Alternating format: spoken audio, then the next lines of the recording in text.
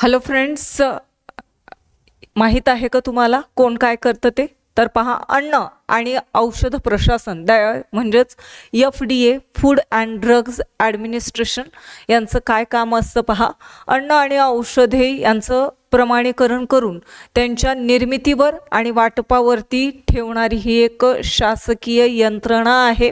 त्याचबरोबर अन्न सुरक्षितता आणि मानांकने कायदा 2006 अनुसार यामार्फत काय केलं जातं? भारतीय अन्न सुरक्षितता आणि मानांकने प्राधिकरण या संस्थेची स्थापना करण्यात आलेली आहे. म्हणजेच कशाची स्थापना केलेली आहे? अन्न सुरक्षिततेसाठी आणि त्यांच्या मानांकनाच्या प्राधिकरणासाठी FSSAI, that is food safety and standard authority of India, हा त्याचा लॉंग फॉर्म आहे. यानुसार आपण अन्न सुरक्षितता आणि मानांकने प्राधिकरण यावरती नियंत्रण ठेवू शकतो आणि अन्नाची सुरक्षितता ही केली जात असते या संस्थेमार्फत.